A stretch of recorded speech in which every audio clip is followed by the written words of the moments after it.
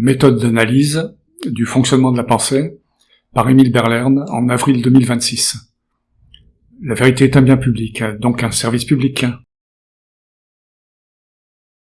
La méthode d'analyse que j'utilise pour comprendre le fonctionnement du cerveau est fondée sur une approche rationaliste, donc matérialiste et mécaniste. Elle ne cherche pas à décrire tous les détails biologiques connus, mais à reconstruire logiquement l'apparition des fonctions mentales à partir de quelques mécanismes simples compatibles avec les connaissances scientifiques.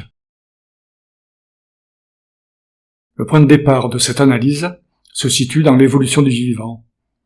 Les premières cellules réplicatives devaient déjà assurer leur maintien et leur reproduction par des mécanismes simples. Avec l'apparition des organismes multicellulaires, les rapports entre cellules ont dû être régulés. Et c'est sur ce seul principe de connexion entre cellules que va s'établir la pensée. Certaines cellules se sont spécialisées dans l'alimentation des autres, donnant naissance au système sanguin, tandis que d'autres se sont spécialisées dans la coordination de l'action de l'organisme, donnant naissance au système nerveux, et d'autres encore au système musculaire. La fonction première du système nerveux peut alors être comprise comme la liaison entre les entrées sensorielles et les sorties motrices. Pour agir efficacement, un organisme doit percevoir son environnement et coordonner ses mouvements en conséquence. La perception et l'action apparaissent donc comme deux aspects inséparables d'un même mécanisme biologique. Au cours de l'évolution, l'accumulation de cellules nerveuses et la complexification de leurs connexions ont permis l'apparition de boucles d'activation et de structures relativement stables dans le réseau neuronal. Ces structures constituent la mémoire. Elles ne correspondent pas à un stockage abstrait d'informations, mais à l'organisation même des connexions entre neurones. Il convient toutefois de préciser que certaines structures neuronales existent avant toute expérience individuelle. Elles sont mises en place lors du développement du système nerveux, sous l'influence de l'ADN et de l'organisation biologique du corps.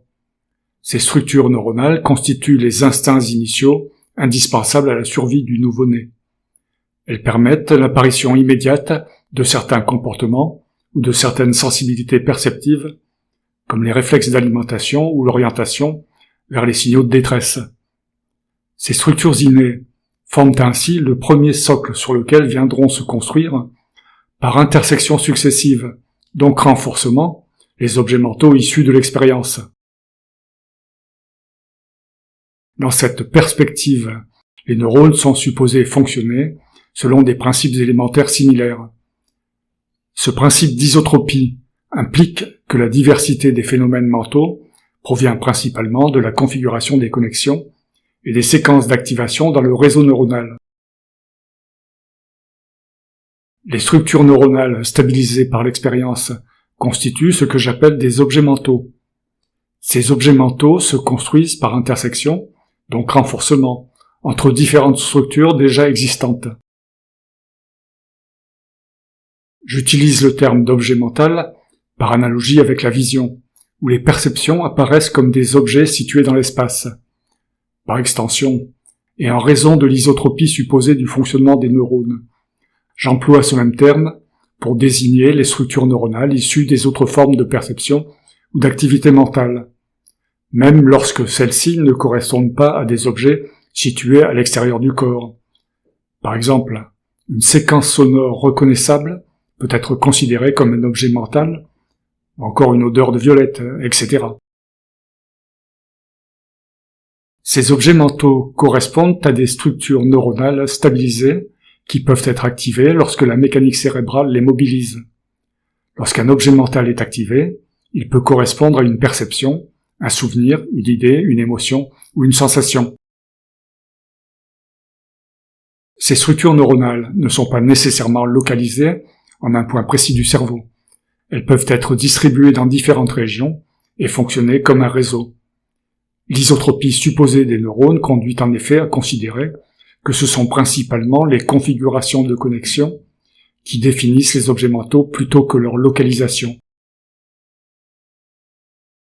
Les fonctions mentales ne sont pas des mécanismes distincts.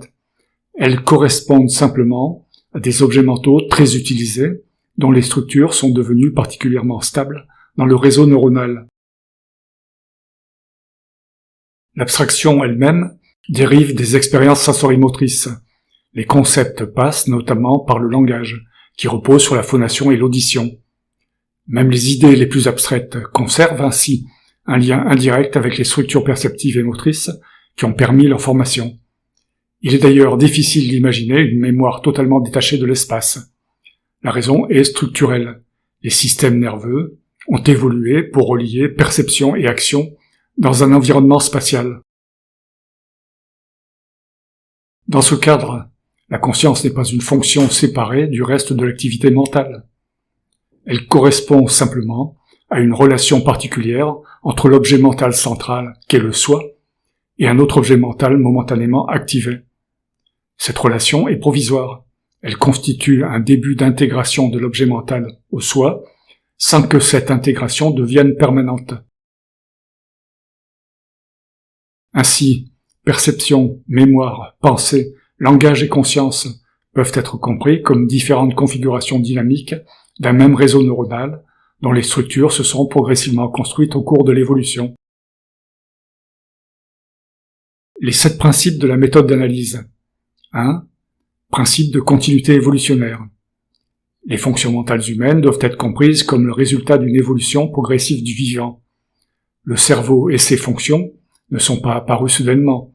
Ils résultent de l'accumulation et de la complexification de mécanismes biologiques simples présents dès les premières formes de vie. Toute analyse du mental doit donc rester compatible avec cette continuité. 2. Principe sensorimoteur.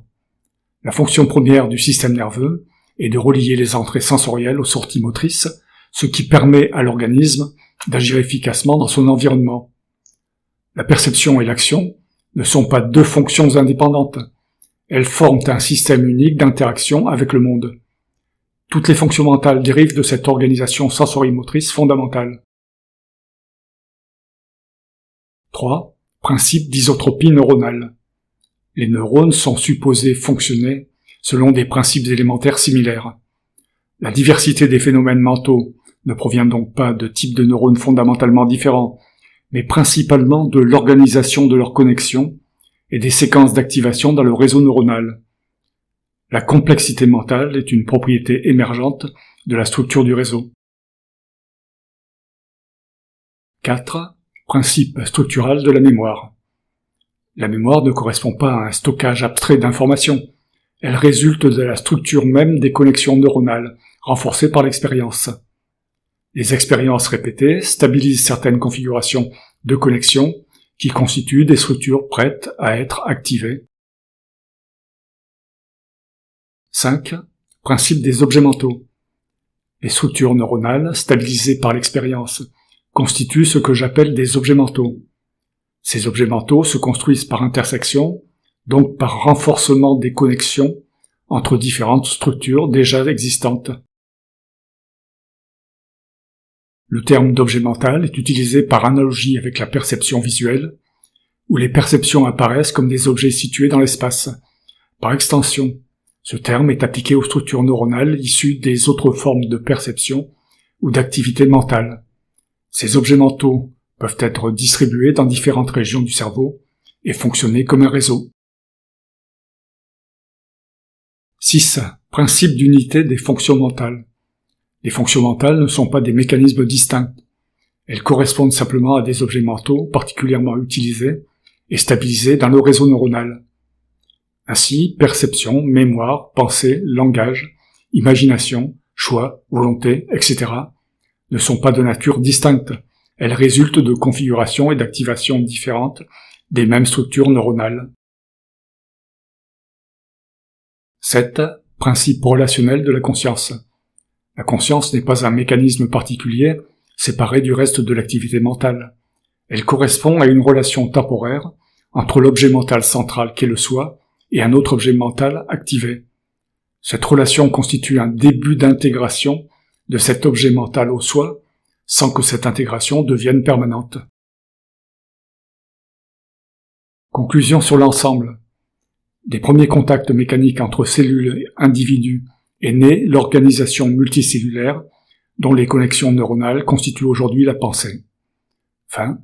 Dit par Émile Berlerme, l'obligation d'exister implique l'innocence d'exister en permanence, ce qui est vrai pour les moutons comme pour les loups. Les liens vers mes articles dans Google Drive, en français, anglais, espagnol et chinois, sont dans la présentation. Pour que la notion d'innocence d'exister se répande, abonnez-vous, commentez et likez, et encore merci.